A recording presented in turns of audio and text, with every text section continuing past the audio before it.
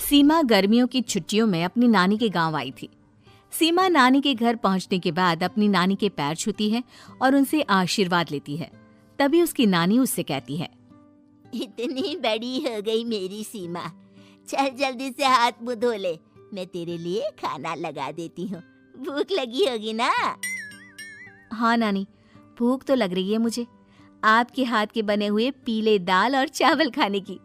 कितना टाइम हो गया है मुझे आपके हाथ का बना हुआ दाल चावल खाए हुए।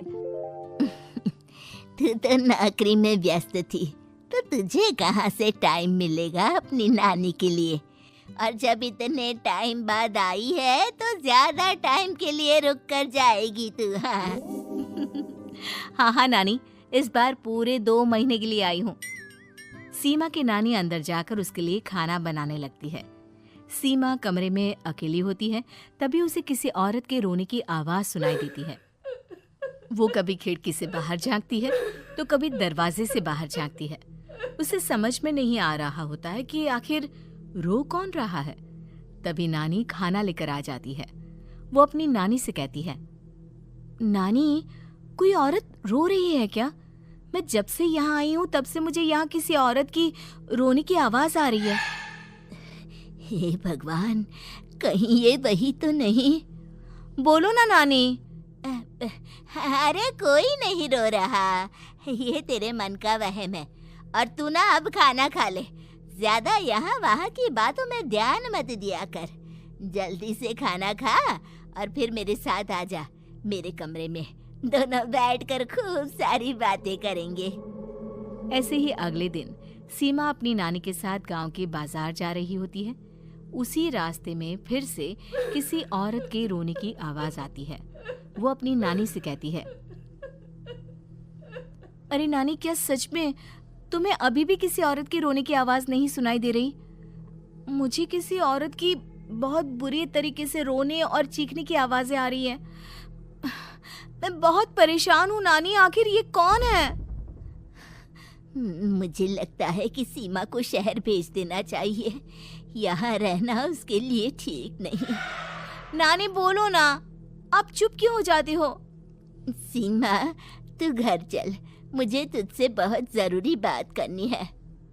नानी सीमा को घर ले आती है और सीमा से कहती है, सीमा, कल सुबह तू शहर वापस चली जाएगी। अरे अचानक? आखिर क्या बात है नानी, आप मुझे ऐसे जाने को क्यों कह रही हो? मैं बस जो कह रही हूँ उस पर ध्यान दे। तू कल सुबह यहाँ से चली जाएगी, और ये बात मैं कोई मजाक में नहीं बोल रही। तू कल जाएगी तो मतलब जाएगी।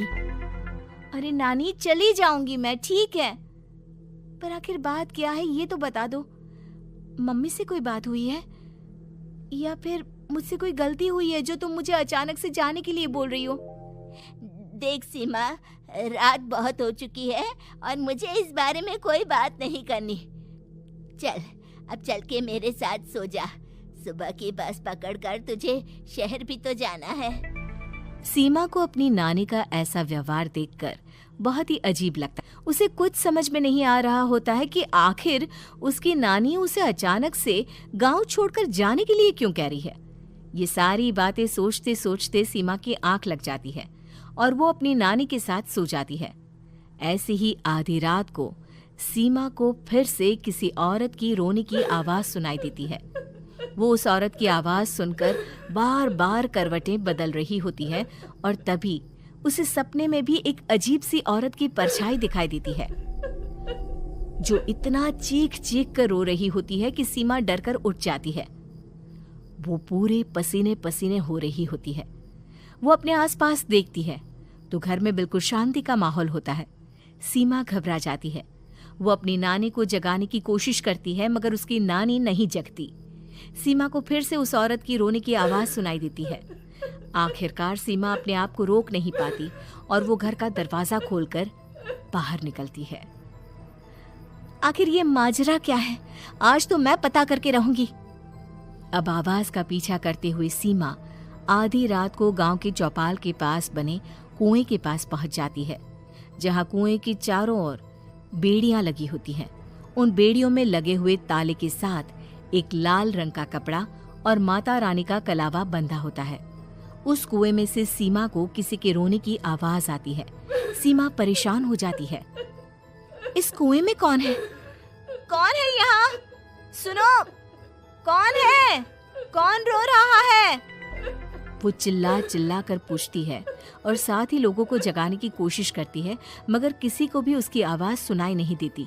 अब सीमा खुद उस कुएं के पास की बेड़ियों और तालों को खोलने की कोशिश करती है और किसी तरह कुछ देर की मशक्कत के बाद सीमा उसको खोल भी देती है।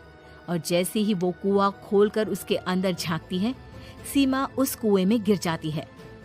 इतने में उसकी नानी की नींद भी खुल जाती है और सीमा को पास ना देखकर नानी परेशान हो जाती है।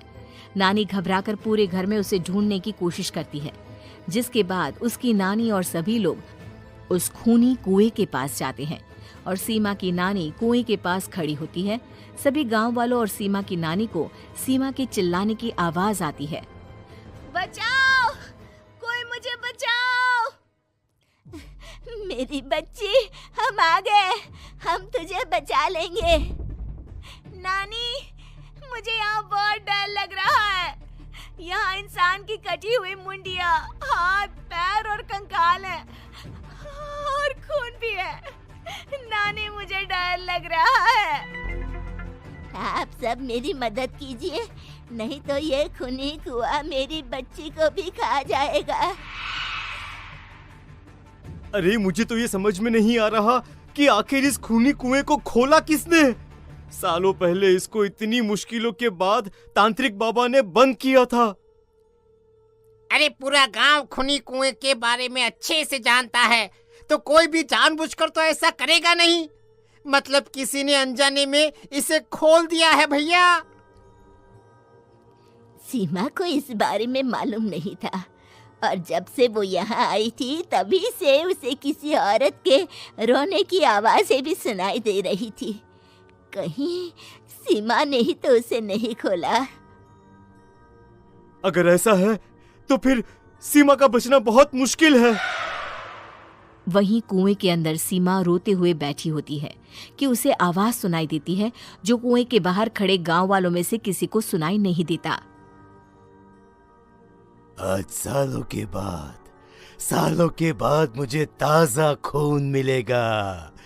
तेरा खून पीकर आज मैं अपनी प्यास बुझाऊंगा।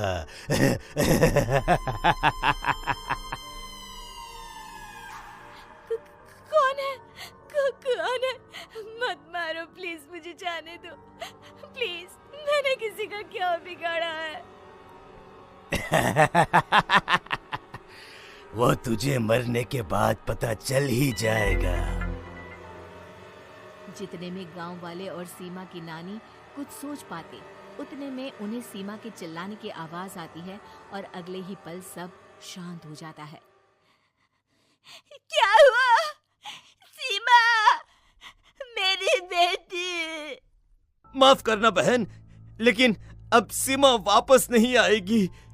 हमें एक बार फिर से कुएं को बंद करना होगा। गांव वाले तभी तांत्रिक को बुलाकर लाते हैं।